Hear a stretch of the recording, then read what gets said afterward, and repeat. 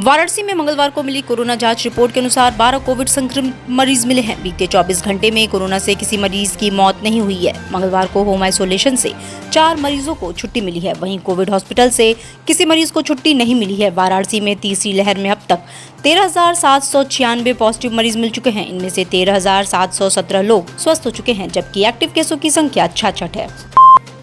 लालपुर पांडेपुर मार्ग पर देर रात ट्रक चालक और खलासी को बाइक सवार बदमाशों ने गोली मार दी। किसी तरह ड्राइवर और खलासी ने भागकर अपनी जान बचाई। वहीं बाइक सवार बदमाश गोली मारने के बाद फरार हो गए। सूचना पर पहुंची पुलिस ने दोनों घायलों को दीनदयाल अस्पताल में भर्ती कराया, जहां से उन्हें ट्रॉमा सेंटर में रेफर कर दिया गया। जानकारी के अनुसार ट्रक चालक लालजी निवासी सराय सारनाथ और खलासी मनीष निवासी चौबेपुर आजमगढ़ से माल उतारकर लालपुर मार्ग स्थित श्रीवास्तव पेट्रोल पंप पर गाड़ी खड़ी कर बाइक से अपने घर जा रहे थे। इस दौरान बाइक सवार बदमाश ने काशी फर्नीचर के पास ओवरटेक कर दोनों को रोकने के बाद ताबड़तोड़ फायरिंग कर दी। फिलहाल पुलिस मुकदमा दर्ज कर अग्रिम कार्रवाई कर रही है। पीछे से आकर के गोली मारी गई है और जिस तरह का घटना स्थल है उससे किसी प्रकार की लूट की संभावना तो नहीं लग रही है। और अभी हम लोग चूँकि अभी बहुत जल्दी है कि हम इसमें ये पता लगें कि ये वास्तव में रंजिश है या किस प्रकार की रंजिश है, इस सब एंगल को हम तलाश कर रहे हैं। इसके अलावा और कोई बात तो नहीं है या कोई ऐसा प्रयास तो नहीं है जिसमें पूर्व से कोई ऐसे दुश्मनी चली आ रही है। इस एंगल पे हम लोग जांच कर रहे हैं और अभी दोनों की हालत खतरे से बाहर है। दोनों ट्रॉमा सेंटर में भर्ती हैं, स्टेटमेंट रिकॉर्ड किए जा रहे हैं और इस विवेचना में जो भी अग्रिम डेवलपमेंट होता है उसके बारे में आपको अवगत कराया जाएगा। बड़ागांव थाना क्षेत्र के ईश्वरपुर गांव में आज सुबह आबादी के बीच स्थित निजी जमीन में एक वृद्धा की लाश गाड़ने के लिए गड्ढा खुदवा रहे व्यक्ति को ग्रामीणों ने रोक दिया। लोगों ने विरोध शुरू किया तो सूचना पर एसडीएम पिंडरा और बड़ागांव थाने की फोर्स पहुंच गई। स्थानीय लोगों ने इस बात का विरोध जारी रखा। वहीं स्वास्थ्य विभाग से सेवानिवृत्त बेटा जिद पर अड़ा रहा। डॉक्टर जय नरेश गौड़ ने कहा कि मैं अपनी गौड़ी परंपरा को शुरू कर रहा हूं, इससे आप लोगों को कोई आपत्ति नहीं होनी चाहिए। मैं अपने धर्म को मानकर उसी परंपरा को लागू करना चाहता हूं। मैं अपने माँ के पेट से जन्म लिया हूँ और अपने माँ को पृथ्वी माँ के पेट में गाड़ रहा हूँ। बेलूपुर थाना क्षेत्र के सरायनंदन इलाके में स्थित एक टेंट हाउस के गोदाम में आग लगने से हड़कंप मच गया। सुबह 4 बजे लगी आग इतनी विकराल थी कि उसकी गर्मी से बगल के मकान की छत और दीवार क्रैक हो गई। आग की सूचना पर पहुंची फायर ब्रिगेड की गाड़ियों ने 2 घंटे की मेहनत के बाद उस पर काबू पाया। तब तक सारा सामान जलकर खाक हो चुका था। मालिक के अनुसार लाखों के सामान का नुकसान हुआ है। प्रथम दृष्टया आग शॉर्ट सर्किट से लगी बताई जा रही है। फिलहाल फायर ऑफिसर इस बात की जांच में लगे हैं। इस संबंध में गोदाम के बगल में रहने वाले कैलाश ने बताया कि सुबह 4 बजे अचानक से धुआं निकलते देखा तो बाहर आए तो देखा कि बगल में स्थित गोदाम में धुआं है और हल्की हल्की आग निकल रही है।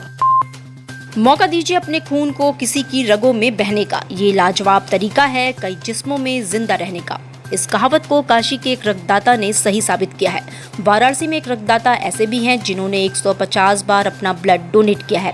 वाराणसी के प्रदीप इसराना यहीं पर नहीं रुकेंगे। उनका लक्ष्य है कि वे 251 बार ब्लड डोनेट कर सके। प्रदीप साल में 4 बार ब्लड और 8 बार प्लेटलेट्स डोनेट करते हैं। प्रदीप इसरानी वाराणसी में सबसे अधिक बार ब्लड डोनेट करने वाले शख्स हैं। प्रदीप ने बताया कि WHO मानक के मुताबिक कोई भी व्यक्ति स्वस्थ रहते हुए अधिकतम 65 वर्ष की आयु तक ही रक्तदान कर सकता है। प्रदीप के मुताबिक जब तक वे स्वस्थ हैं रक्तदान करते रहेंगे। 56 वर्ष की उम्र में भी हर तीसरे महीने रक्तदान करना नहीं भूलते। उन्होंने कहा अभी तक उनके पास 9 साल और हैं रक्तदान के लिए। 1 महीने बाद तक हम HDP नहीं दे सकते, फिर 30 दिन बाद हम HDP देंगे, उसके 15 दिन बाद फिर HDP देंगे। फिर जब ब्लड डोनेट करना है तो उससे 1 महीना पहले हमको ब्रेक दे देना है। तो साल में आप ज़्यादा से ज़्यादा 24 लोगों की जान बचा सकते हैं, जो कि मैं पूरी कोशिश करता हूँ कि हो जाए। तो 4 चौके 16 लोग का होता है ब्लड से और 8 बार होता है HDP से। पुलिस कमिश्नर ए सतीश गणेश के निर्देशन में वाराणसी पुलिस लगातार भू माफियाओं पर नकेल कस रही है। इसी क्रम में कमिश्नरेट पुलिस द्वारा लगातार जमीन, मकान, दुकानों पर कब्जा करने वाले माफिया तत्वों के खिलाफ अभियान चला रखा है। इसी क्रम में भू माफियाओं के विरुद्ध सिगरा थाने में मुकदमा दर्ज किया गया है। इनके ऊपर काशी नाटकोट्टई नगर क्षेत्र की जमीन हड़पने का भी मुकदमा चल रहा है। फिलहाल इस मामले की पड़ताल भू माफिया सेल कर रही है। CPA सतीश गणेश ने बताया कि ताजा मामले में एक विधवा महिला की करोड़ों की जमीन दुकान धोखे से हथियाकर उसे अपने गिरोह के एक तीसरे व्यक्ति को कब्जा दिलाकर कब्जा खाली कराने की एवज में 3 करोड़ रुपए की रंगदारी मांगी जा रही थी। इस मामले के प्रकाश में आने के बाद थाना सिगरा में उचित धाराओं में मुकदमा दर्ज कर विवेचना प्रारंभ कर दिया गया है। पूरा विश्व आज वर्ल्ड ब्लड डोनर डे मना रहा है। इसी क्रम में शहर के सभी ब्लड बैंक्स में रक्तदान शिविर आयोजित किए गए हैं। इसी क्रम में कबीर चौरा ब्लड बैंक में सबसे पहले ब्लड बैंक कर्मियों और चिकित्सक एवं चिकित्सा कर्मियों ने ब्लड डोनेशन किया और सभी को जागरूक करते हुए कहा कि ब्लड अवश्य डोनेट करें क्योंकि आपका ब्लड 3 जिंदगियों को बचाता है। इस संबंध में कबीर चौरा ब्लड बैंक के फार्मासिस्ट जितेंद्र पटेल ने ब्लड डोनेट करने के बाद बताया कि ब्लड ग्रुप की खोज ऑस्ट्रेलियाई इम्यूनोलॉजिस्ट कार्ल लैंडस्टीनर ने 1901 में की थी। उनके जन्मदिन 14 जून को WHO ने 2005 में विश्व रक्तदाता दिवस के रूप में घोषित किया। तब से ये पर्व मनाया जाता है। अधिक से अधिक लोगों को, और इसमें ना ही कोई कमजोरी आती है, ना ही कोई डरने की बात है। और एक्चुअली एक व्यक्ति अगर ब्लड डोनेट करता है तो कम से कम 3 जिंदगियां बचाता है, क्योंकि जो हम होल ब्लड डोनेट करते हैं उसमें 3 कंपोनेंट्स होते हैं।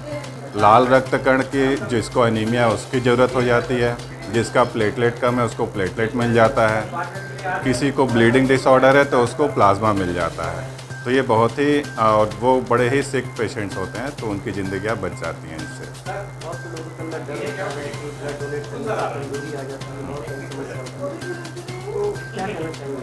देखिए, वही मैं कह रहा हूँ कि इसमें बढ़ चढ़ कर हिस्सा लेना चाहिए, बिल्कुल डरने की बात नहीं है।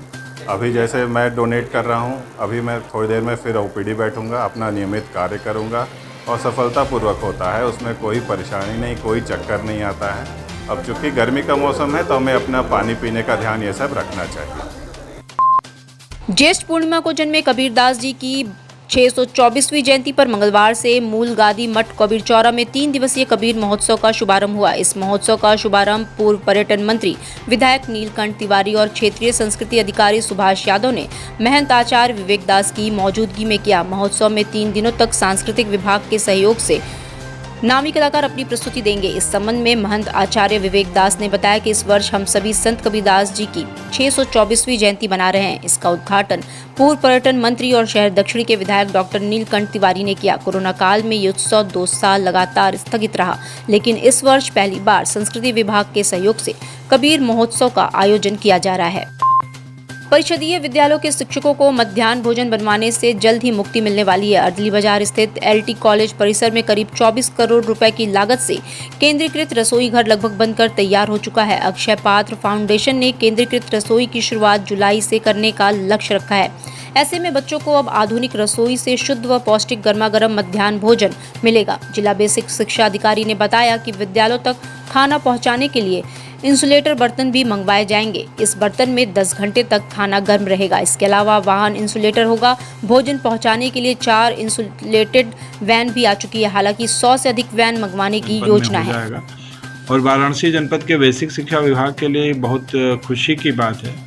ये संस्थान पहले मथुरा में भी लग चुका है, वृंदावन में भी कार्य कर रहा है, लखनऊ में भी दे रहा है। बच्चों को बहुत साफ सफाई से उच्च गुणवत्ता का भोजन मिलेगा। अभी इस संस्थान की जो पूरी क्षमता है जो बन रही है 1 लाख बच्चों को देने के लिए है, लेकिन शुरुआती महीनों में अभी 25,000 बच्चों को मध्याह्न पोषाहार देने का काम करेंगे। कुछ दिन बाद 1-2 महीने बाद 3 महीने बाद अपनी क्षमता में वृद्धि करके 1 लाख बच्चों को मध्याह्न पोषाहार देने की योजना है, जिसका कि शीघ्र ही प्रारंभ हो जाएगा। पांडेपुर मानसिक चिकित्सालय में मंगलवार को 2 और मरीजों की मौत होने से हड़कंप मच गया। इसके पहले भी 2 मरीजों की मौत हो चुकी है। एक हफ्ते में 4 मरीजों की मौत और 1 मरीज के फरार होने से मानसिक चिकित्सालय की कार्यशैली पर गंभीर सवाल उठ रहे हैं। इस अस्पताल में भर्ती अन्य मरीजों के तीमारदारों के माथे पर चिंता की लकीरें साफ देखी जा सकती हैं। ऐसे में सभी बातों का संज्ञान लेते हुए मामले की गंभीरता को देखते हुए जिलाधिकारी कौशल शर्मा ने 2 सदस्यीय जांच समिति गठित की है, जिससे जांच की जा रही है। जांच के बाद CMO ने बताया कि बायोलॉज के हिसाब से अनियमितताएं हैं, लेकिन चिकित्सीय लापरवाही के संबंध में पोस्टमार्टम रिपोर्ट के बाद ही कुछ कहा जा सकता है। वहीं निदेशक डॉक्टर लिली श्रीवास्तव ने बताया कि हम रोज निरीक्षण करते हैं। इसके अलावा डॉक्टर अमरेंद्र की 18 साल से एक ही जिले में तैनात हैं, इस पर भी जाँच शासन को करना है। देखिए, अभी जहाँ तक कारण क्या है? अभी इसकी रिपोर्ट आई नहीं ना। देखिए, ऐसा है, जो पोस्टमार्टम रिपोर्ट अभी हम लोग को प्राप्त नहीं है पिछले 3 की, और ये जो अभी मृत्यु हुई उसके लिए हम लोग तुरंत पोस्टमार्टम करा रहे हैं। जब तक मेरे पास पोस्टमार्टम रिपोर्ट नहीं होती, मैं इसको पढ़ नहीं लेता, तब तक इस संदर्भ में बताना उचित। डिजिटल डिजिटल इंडिया का digital new platform live VNS पिछले 7 वर्षों से बनारस की सेवा में। पाइए बनारस के कोने कोने की खबर निष्पक्षता के साथ लाइव VNS से। बनारस की ताज़ा तरीन खबरों के लिए प्ले स्टोर से डाउनलोड कीजिए लाइव VNS ऐप या फॉलो कीजिए लाइव VNS को सोशल मीडिया पर।